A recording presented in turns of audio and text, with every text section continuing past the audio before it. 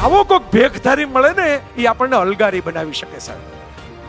એને મંદિર માટે જમીન નથી જોતી, એને કોઈ આશ્રમ માટે જમીન નથી જોતી, એને કઈ બ્રાન્ચ નથી કરવી ફ્રેન્ચાઇઝીની જેમ.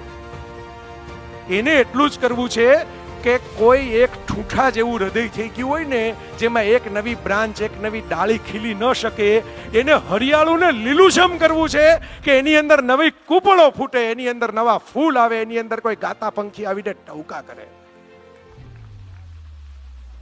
આ મથામણ છે, આ બ્રાન્ચની મથામણ છે, અંગ્રેજી વાળી બ્રાન્ચ, ડાળીની બ્રાન્ચની મથામણ છે.